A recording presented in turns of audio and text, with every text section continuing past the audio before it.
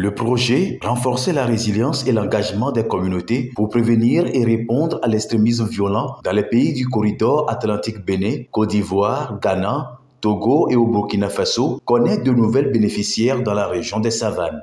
Après l'organisation avec succès, en effet, de 4 ateliers de formation en faveur de 4 coopératives de jeunes et femmes sur les bonnes pratiques en élevage de petits ruminants, de volailles et sur les itinéraires techniques de production du maïs, le PNUD poursuit l'exécution du dit projet sur le terrain avec le REFED en y ajoutant la filière riz.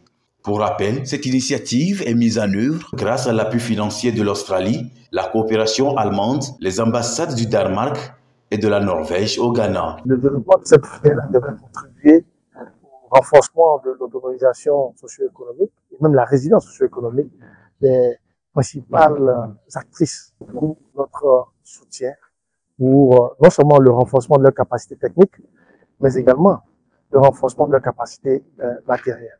En soutenant les femmes qui sont des actrices majeures dans le cadre des efforts de prévention, nous estimons que nous pouvons toucher du doigt les véritables réalités et permettre également de lever toutes les difficultés qui nous permettent aujourd'hui d'enclencher un développement irréversible de toutes ces régions-là affectées par l'extrémisme violent.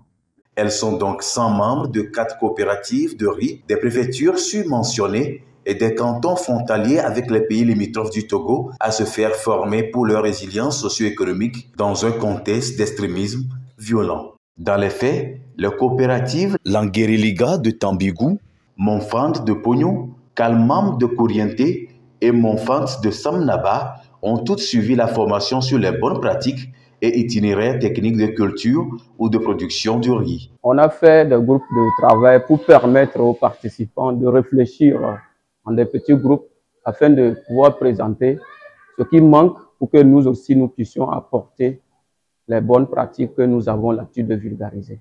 La filière riz aujourd'hui au Togo, c'est une filière que le gouvernement compte développer. Et ce choix du PNUD et de REFED vient vraiment aider le choix du gouvernement. Ça va les aider dans leurs activités, pour en tirer beaucoup de profit à la suite de la mise en œuvre des conseils qu'on aurait prodigués ici pour pouvoir booster la filière.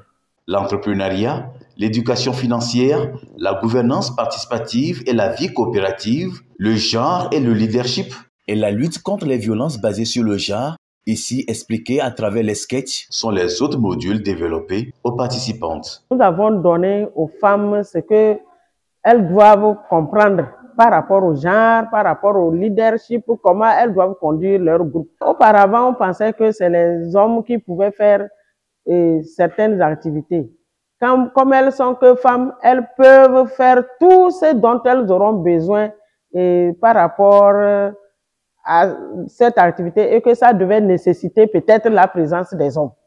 Donc, elles savent aujourd'hui que ce que les hommes peuvent faire, elles aussi peuvent le faire. Elles vont mieux s'organiser dans leur coopérative. Alors qu'il est actuellement célébré les 16 jours d'activisme contre les violences basées sur le genre, le PNUD a un message spécial aux femmes. Et nous disons aux femmes qu'il n'est pas bon de garder sur elles toute forme de violence ou d'injustice auxquelles elles pourraient faire face. Il est bon de pouvoir s'exprimer, le dire, afin que nous puissions apporter notre concours pour adresser en profondeur ces défis-là qui affectent leur émancipation sociale, économique et même politique.